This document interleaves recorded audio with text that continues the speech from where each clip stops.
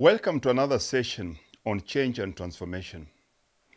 One of the most common topics that most people, and especially most of our customers and live seminar attendees have been questioning and asking us about is how do I change from my current state into the kind of person that I want to? I'm not enjoying my life. I'm not enjoying my job. I'm not enjoying my relationship. I'm not enjoying my health. I'm not enjoying my body. People feel stuck. And because people are stuck, they become victims of life. They feel like there's nothing they can do about it. They end up, and the minute you become a victim, unfortunately, you start pointing fingers at other people for why your life is miserable. You'll either blame your partner for you not being happy in your relationship. You will blame your diet, your trainer, or your gym for you not losing weight. You'll always blame your boss or you'll blame your company for you being stuck in the same place for years. And you say, I'm putting in everything possible, every human possible effort and energy into this project and it's not working. What do I need to do to unstuck myself? And that's what we're going to deal with this. Now, COVID-19 is here with us. And the fortunate or unfortunate thing is, whether you look at it, whichever way you look at it, most of us as human beings, we have to understand that change is a constant of life. Change is the innate law of life. Change is one of those things that you have no choice, but you have to deal with.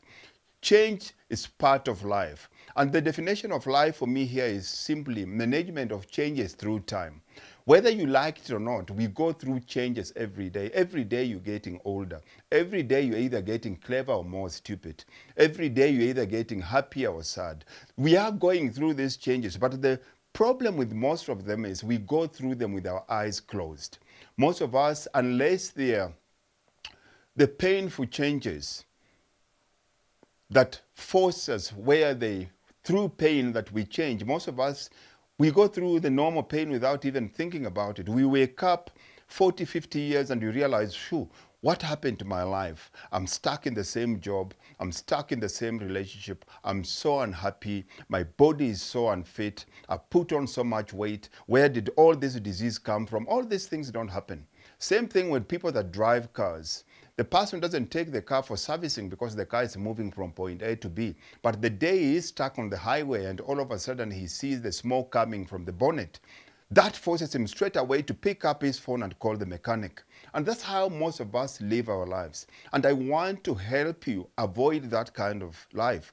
Because rather than responding to life, when you are pushed against the wall, when you find yourself between a hard place and a rock, you react. And every time you react to whatever situation in life, you become a victim. Because you do not have the ability, you're not prepared, you don't have it in you for you to fight back. So the easiest way is always pointing fingers. So how do you change your life? Now, to change your life, this is where you are. This is the current you. You're not happy. You're unsatisfied. You want to create the new you. There are two pathways. Either you can use change to get you there, or you can use transformation to get you there. Whichever path, which highway you choose here will determine your outcome here. Now, it's just not a matter of creating the new you. We want a fully engaged, fulfilled, happy you. Those are words that you have to be. You have to be happy, you have to be present, you have to be fulfilled, you have to be engaged. I need an intentional living. How do we do that? The path that you choose will determine that. Change is referring normally here. People will always focus on fixing the past. People will always refer how happy they used to be, how thin they used to be, how much money they used to have, how nice a home they used to do. So they use the past as reference depending on who they want to do. But we always forget, very few of us have control over our past. Most of us will become products of our past. But please, don't become a prisoner of it. Do not be stuck in a phase that you've passed. Do not be stuck in a phase that you've outgrown. It's sad when a 40-year-old man tries to do the things that he missed when he was 20. It's sad for a 50-year-old woman trying to catch up on the pleasure or leisure that she missed in her 20s. Because that always leads to problem. It always leads to heartache. It always leads to a lot of loss in a lot of things. Loss in relationships, loss in income, loss in health. You're 50 years old and you want to live the way you are supposed to live in your 20s. All of a sudden, you decide that you're going to be going out every single night, eating junk food, sleeping less hours and drinking as much. You can imagine what the outcome will be. You're 50 years old, but you say you want to envy and copy your son that is 20, that is sleeping around with everybody. It will cost you a relationship. You might end up getting STDs. During our days, the only STD you will have gotten, there are things that you can take antibiotics and they go. Nowadays, there are things that if you pick, you can't drop them. So change becomes very dangerous. You cannot fix the past. So don't get in the past. And one thing that I need you to know here is, one statement that I want to leave you with here. You are a product. You are a product of the past. But don't become a prisoner with it. Don't become a prisoner of it. Use your past to reflect. Learn from it. Take the good from it. Leave the bad in it. And then use that. Remember, not even God can change the past.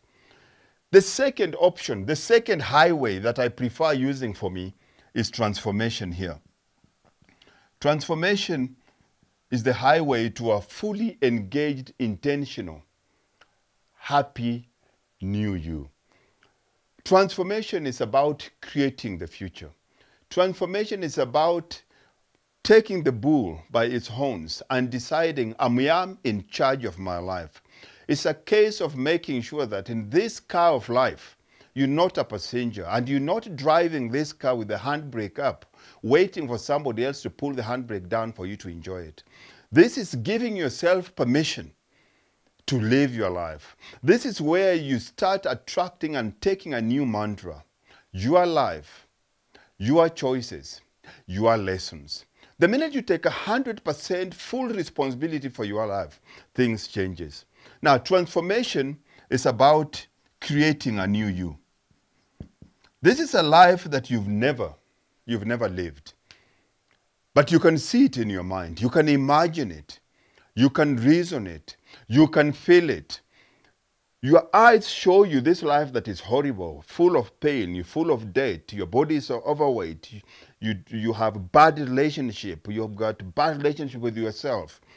But by creating a new, you decide from today, I want the opposite of this. I'm going to stop smoking. I'm going to become this so that my work starts compensating me for the kind of person that I am. I'm going to add so much value to society that it will compensate me by the kind of life that I want. I'm going to make myself so valuable. That's creating. These are things you imagine. You're not those things yet. But if you can imagine it, you can become it. Now, you dedicate for the next 12 months, whatever time it takes. Let's not worry about the process. Dedicate the time that it takes for you to become that person. Remember, you can't be two people at the same time. For you to become the new you, the old you has to die. And this is where the transformation process becomes important for you. And that becomes the new you. Now, transformation, and the best example I've always used about transformation is a caterpillar.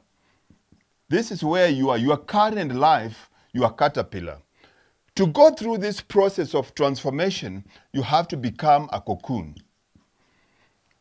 The end product becomes a butterfly. This is what you've created. Now, look at yourself as a caterpillar. You don't look like a butterfly in any way. Physically, from an aesthetics point of view, from a movement point of view, you don't look alike. But you've gone through this process of being stuck in the cocoon, the process of creating yourself, working through the process, rather than focusing on the purpose, and you become a new butterfly.